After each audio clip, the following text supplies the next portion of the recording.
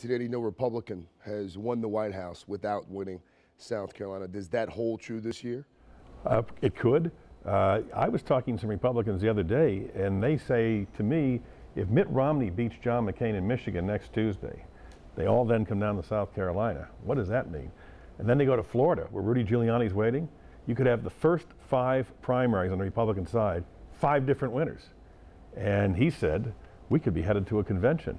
And I said, from your lips to God's ears, because a convention, for those of us in the media, is a great story. Tim Russert sees South Carolina's Republican primary as a two-man race. Former Arkansas Governor Mike Huckabee against Arizona Senator John McCain. If McCain loses Michigan, then South Carolina becomes must-win.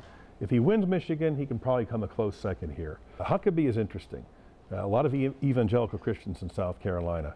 In Iowa, 60% of the voters in the Republican primary were evangelical Christians. Huckabee won them overwhelmingly. The 40% that were non-evangelical, he only got 14% of the vote. So Huckabee has to expand his base beyond evangelical Christians. Russert believes the Republican that eventually gets the nomination will have an uphill battle. Iowa and New Hampshire are swing states. Sometimes they vote for the Democratic candidate, sometimes Republican candidate.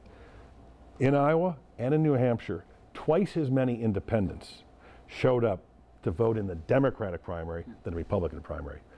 That is a real red flag for the Republicans come the fall. Well, South Carolina is very important. I mean, we want to do well here. When I sat down with Senator and Mrs. Obama, we talked about an issue that many say has become divisive in this hotly contested campaign. That issue is race. I don't think the race is split along racial lines. I mean, look, there were supporters on both sides who I think got agitated. I asked Obama if he's worried about this coming down to being black versus white. His answer, no. My message has been clear throughout.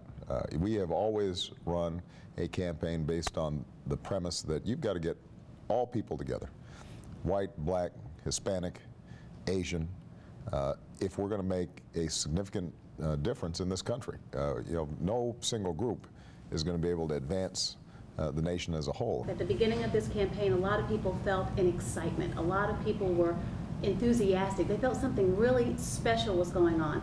But then they say things took a negative turn, and now they feel it's politics as usual. What do you say to those voters? Well, I don't think people feel like it's a negative turn.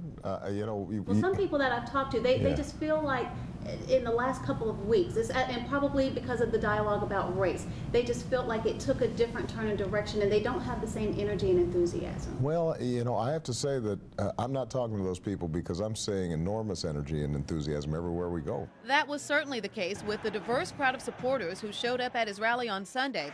The Obamas are hoping all of that energy and enthusiasm will rock the vote. What is clear is that, you know, we don't make change from the top down. I think that's a big difference in Barack's approach to this race and how he will lead, is that change happens from the bottom up. And this is all about regular folks finally getting sick and tired of the way things are and pushing for something greater. And that can happen here in South Carolina on Saturdays.